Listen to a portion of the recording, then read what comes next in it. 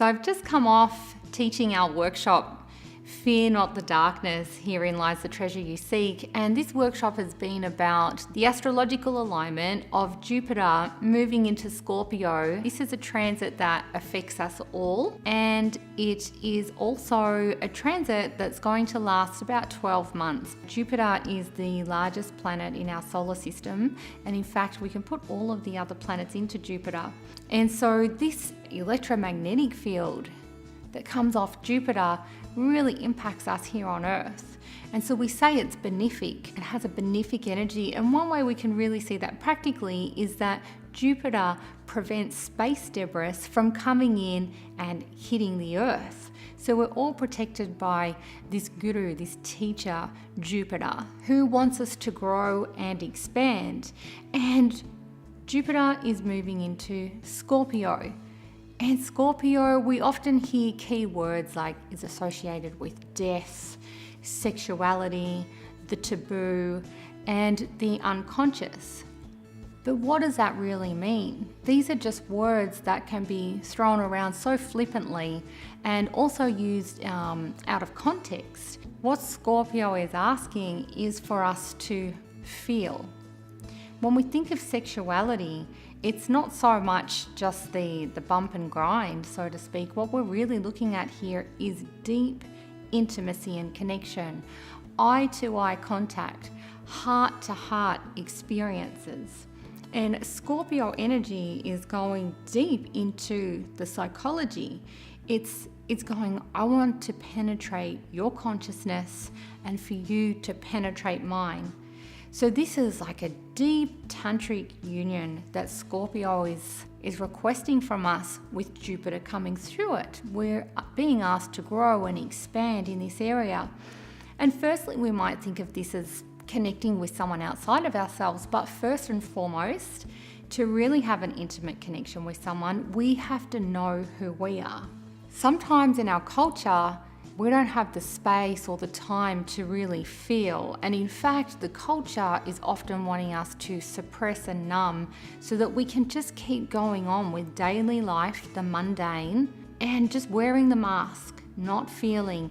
And in fact, in our culture in the West, we're really lucky if by chance you can get 3 weeks grievance leave if someone really close to you has died.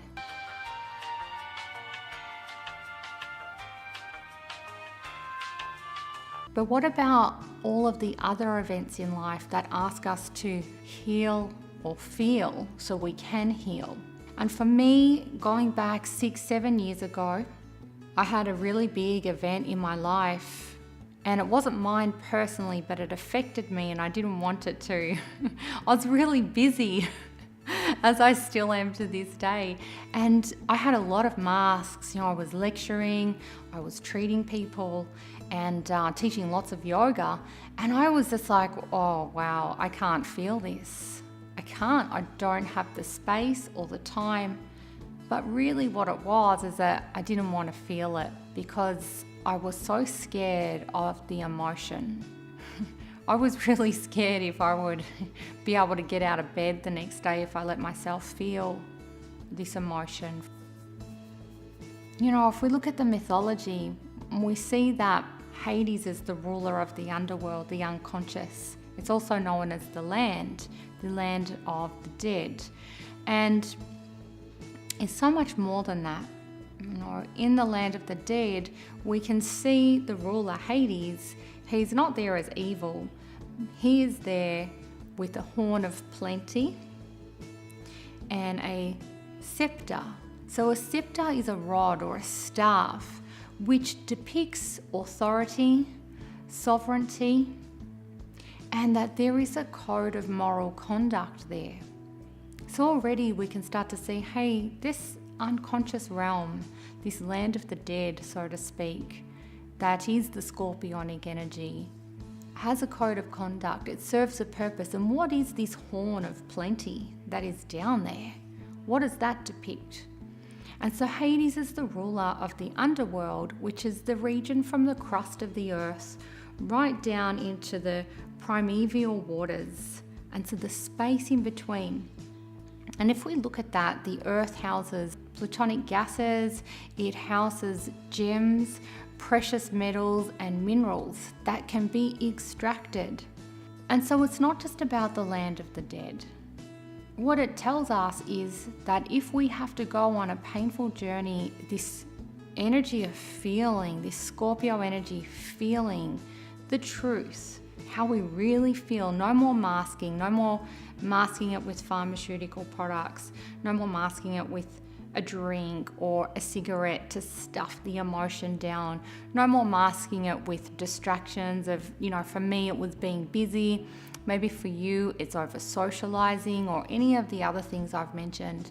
But it really is a time to start to feel it, to heal it, because whether we consciously choose to suppress it like I did, or whether it just goes by repressed, or it's been in the unconscious for a long time. So either way, Scorpio wants to dig deep for us to feel so we can have an intimate connection with ourselves and thereby start to have intimate, genuine, truthful connections with other people. It's time to take off the masks that we wear. And so for me, I've been blessed in the sense that I know what this situation is. The irony of it that blows me away is that it's exactly 12 years ago, 2006, end of 2005, most of 2006, that the first whiff of this came to light for me. And at the time, I didn't deal with it at all. I kind of just denied it, like you do when you hear something you really just don't want to hear. And it came to its peak in 2000 and, about 7 years ago, 7 years ago. And now it's come full circle, 12 years on, and here it is. And I sit going, oh my goodness, it's been 12 years. I have been carrying this weight and not dealing with it. And so I go deeper into exploring the feeling now. And when we say Hades rules the underworld, Hades also rules the sacred waters.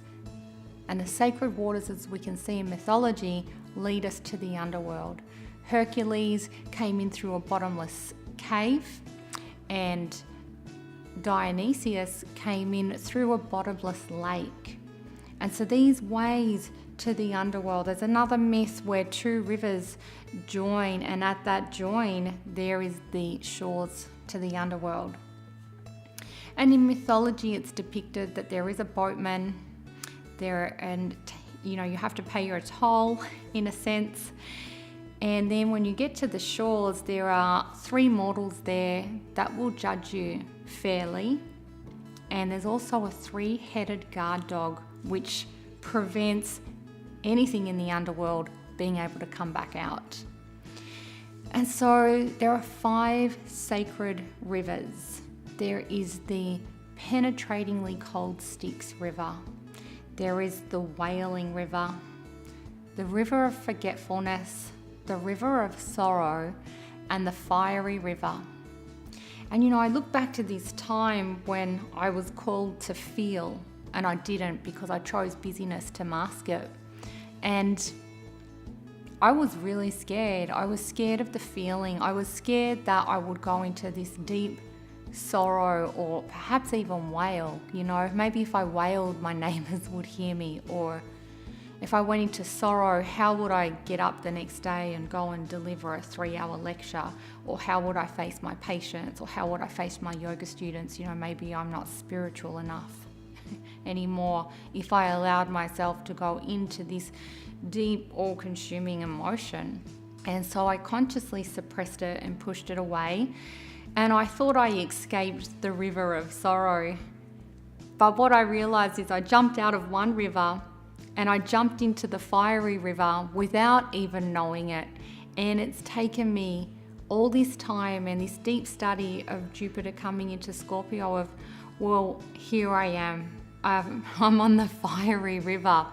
And the way that presented for me is, a rosacea on the face that I've had to mask and each day it's just progressively gotten worse, and I mask it, I have to wear makeup and things like that, and it's been quite challenging because it's right there on my face and I can really see it now. And so I'm consciously going into this astrological alignment to finally heal this pain that I've been carrying every day, trying to pretend that it doesn't exist.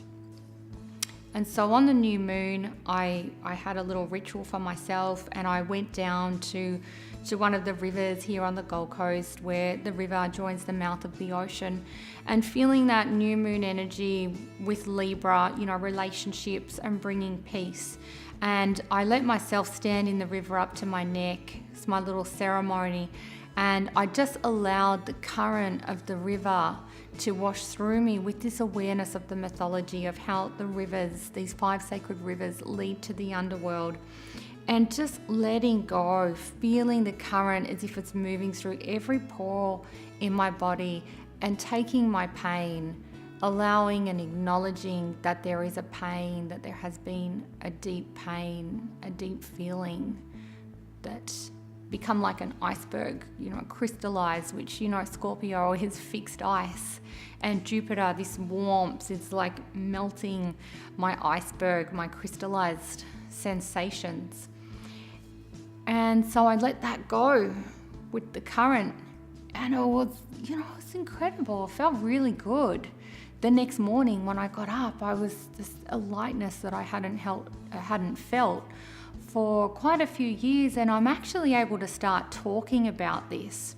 I spoke about it a little bit in my workshop today. I've never publicly spoken about this. It's something I've been very ashamed of and wanting to hide from. And even now, talking to you, sharing this with you is very confronting, but it's so healing. It is so healing.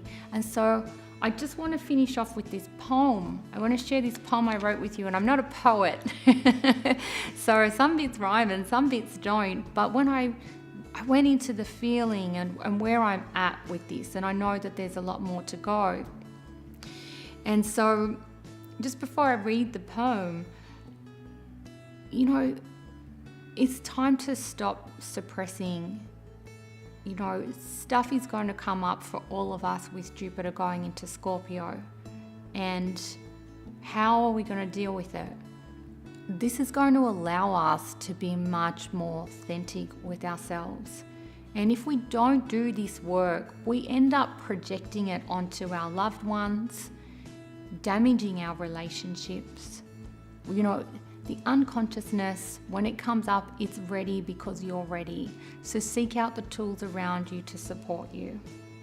And so that's just all I want to say about that astrological transit and Scorpio. It's time to feel it and heal it so that we can have a much deeper connection to ourselves and our truth.